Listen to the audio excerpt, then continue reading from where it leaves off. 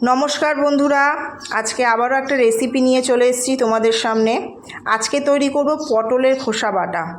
পটলের খোসাগুলোকে আগে সিদ্ধ করে জল ঝরিয়ে রেখে দিয়েছিলাম। এটাকেই এবার পেস্ট করে নিতে হবে। তো দিয়ে দিলাম 5-6টা কাঁচা লঙ্কা, দিয়ে দিলাম 10-12 কোয়া রসুন কুচি করে রেখে দিয়েছিলাম, সেটাও দিয়ে দিলাম, আর ছোট 2 চামচ কালো জিরে। তো দেখো পেস্টটা আমি রেডি করে ফেলেছি। এক্ষেত্রে কাঁচা লঙ্কাটা তোমরা যে যেমন ঝাল খাও সেরকমভাবে ব্যবহার করবে।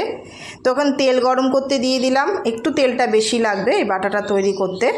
একটা মিডিয়াম সাইজের পেঁয়াজ আমি কুচি করে রেখেছিলাম, সেটাকে দিয়ে দিলাম তেলের মধ্যে। হালকা লালচে ভাব আসার পরে আমি বাটাটা তেলে ছেড়ে দিলাম, যাতে তেলের সঙ্গে পেঁয়াজের সঙ্গে বাটাটা সঠিকভাবে মিশে যায়, সেই জন্য ভালো করে নাড়াচাড়া করে নিচ্ছি।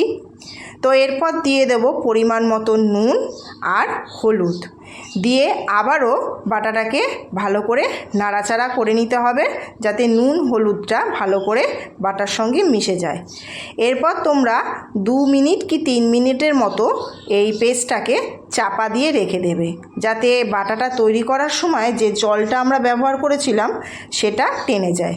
তো দেখো এখানে জলটা পুরোই টেনে গেছে, তোমরা দেখলেই বুঝতে পারবে তলায় একটা লাগা লাগা ভাব চলে এসছে। এবার দিয়ে দেবো 2 চামচ মতন পোস্ত বেটে রেখেছিলাম, একটা কাঁচা লঙ্কা দিয়ে সেটাও দিয়ে দিলাম, আর দিয়ে দিলাম চিনি। এক্ষেত্রে এই বাটাটা একটু মিষ্টি মিষ্টি হলে খেতে ভালো লাগে। তো আবারও ভালো করে পোস্তর সঙ্গে চিনির সঙ্গে বাটাটাকে মিশিয়ে নিতে হবে, এবং যতক্ষণ না বাটাটার মধ্যে ভাজা ভাজা ভাব আসে ততক্ষণ কষিয়ে যেতে হবে।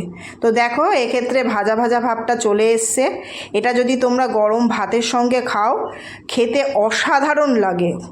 তো তোমাদের সঙ্গে এই রেসিপিটা শেয়ার করলাম।